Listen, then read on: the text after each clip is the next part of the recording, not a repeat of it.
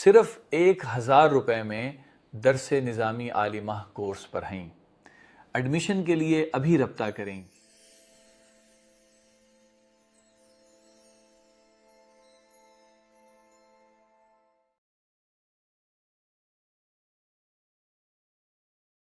अस्सलामुअलैकुम स्टूडेंट्स, मेरा नाम है अब्दुर्रहमान अब्बास। उम्मीद है आप सब स्टूडेंट्स खैर वाफियत से होंगे। आज की वीडियो में हम जनरल साइंस का अगला सबक पढ़ेंगे जहां से हमने लास्ट टाइम छोड़ा था। चैप्टर नंबर 2 बीमारियां और बचाओ, ये हम पढ़ रहे थे और इसका जो आज का हमारा सबक है वो है एड्स। आज हमने एड्स के बारे में पढ़ना है। तो वीडियो शुरू करने से पहले मेरी आप तमाम स्टूडेंट्स से दरख्वास्त है कि जामिया सईदा खातून चैनल के ऑफिशियल यूट्यूब चैनल को भी सब्सक्राइब करें, इस वीडियो को लाइक करें, शेयर करें। तो आए हम अपना सबक पढ़ना शुरू करते हैं। तो देखें स्टूडेंट्स, एड्स का जो फुल नेम है, जो फुल फॉर्म है वो है एक्वायर्ड इम्यूनो डिफिशिएंसी सिंड्रोम।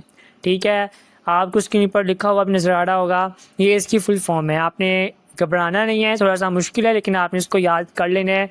ये शॉर्ट क्वेश्चन में पूछ सकते हैं। ठीक है, तो अब मैं आपको आसान अल्फाज में समझाता हूँ ताकि आपको समझ आ जाए। हमारे जिस्म के अंदर अल्लाह ताला ने एक फ़ौज रखी है जिसे हम मुदाफ़ती निज़ाम यानी कि इम्यून सिस्टम कहते हैं। ठीक है, ये फ़ौज हमें नज़ला, ज़ुकाम, बुखार जैसे जो जरासीम है उससे हमें ये बचाती है। अब एड्स का जो वायरस है ना, जिसे HIV भी कहते हैं, ये बड़ा होशियार किस्म का दुश्मन होता है। ये जिसमें में जाकर सीधा बीमारी नहीं फैलाता, बल्कि ये इस फ़ौज जिसको हम कह रहे हैं ना मुदाफ़ती निज़ाम, उसके जितने भी सिपाही होते हैं उनको ये मारना शुरू कर देता है, जिस्म को नुकसान पहुँचाता है। ठीक है, जिससे क्या होता है, जो जिस्म की फ़ौज होती है वो ख़त्म हो जाती है। तो कोई जब ये ख़त्म हो जाती है तो कोई भी जो मामूली सी बीमारी होती है, जैसे नज़ला या जो भी इन्फेक्शन होता है वो जिसमें पर काबिज़ हो जाता है, जिस पर कब्ज़ा कर लेता है। ठीक हो गया। तो अब हम अपनी किताब को खोल कर देखते हैं कि हमारी किताब में क्या लिखा हुआ है, फिर हम किताब से भी समझते हैं। ठीक है, तो जी किताब की लाइन में लिखा हुआ है, एड्स का मर्ज़ एक ख़ास वायरस से फैलता है जो जिस्म के मुदाफ़ती निज़ाम को तबाह कर देता है। अब देखें, यहाँ वही बात है जो मैंने अभी बताई है कि मुदाफ़ती निज़ाम यानी हमारी बॉडी गार्ड फोर्स, वायरस इस बॉडी गार्ड फोर्स को ही हाईजैक कर लेता है। ठीक है, आगे लिखा हुआ है, इस मर्ज़ की वजह से जो भी बीमारी इंसानी जिस्म में दाखिल होती है वो संगीन सूरत इख्तियार कर लेती है और इंसान को मौत से हमकिनार कर देती है। एड्स के वायरस को HIV कहते हैं।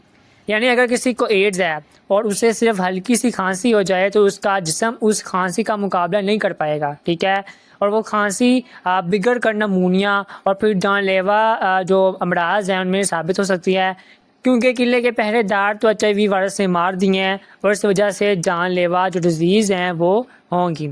आगे लिखा हुआ, एड्स छूत की बीमारी नहीं, छूने, मरीज़ के साथ साथ बैठने, हाथ मिलाने या काम करने से बीमारी नहीं फैलती। ये बहुत अहम पॉइंट लिखा हुआ है स्टूडेंट्स। बाज़ लोग एड्स के मरीज़ से ऐसे दूर भागते हैं जैसे इसे कोरोना हो गया हो।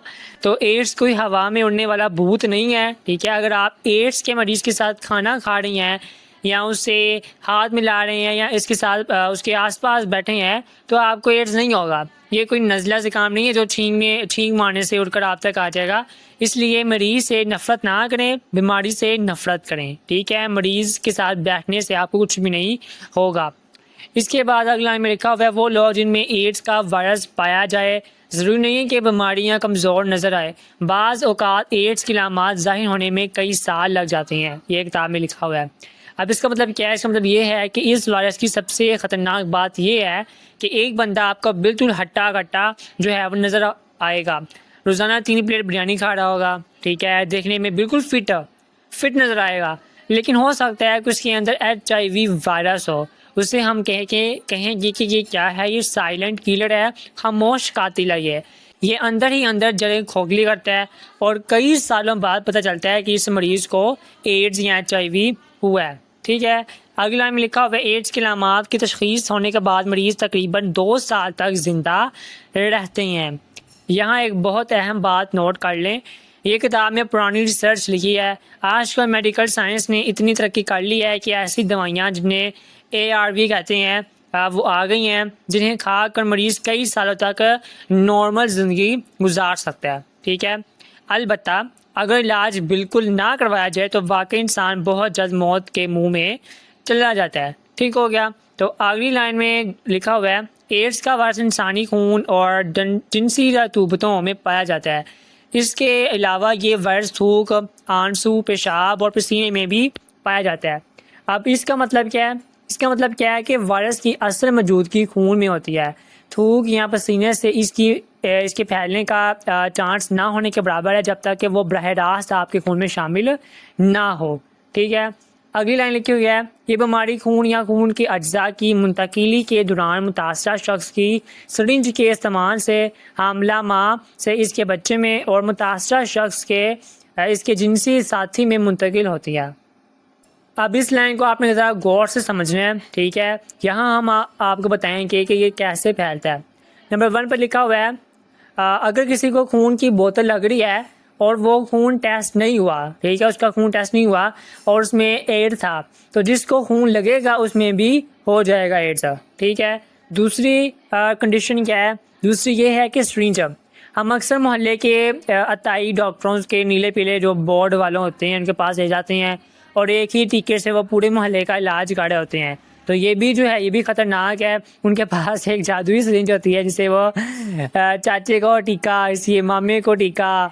तो ये जो है ये ख़तरनाक है, इससे आप बचाएं। अगर आप ही ऐसे डॉक्टरों के पास ना जाएं जो कि सर्टिफाइड नहीं होते और वो एक ही सिरिंज जो है वो हर बंदे को यूज़ कर रहे होती हैं। ठीक है, इसके बाद नंबर 3 पर है कि माँ से बच्चे में जा सकता है और गलत जिनसी तल्लुकात से। ठीक है, ये भी आपको समझ आ गई होगी बात।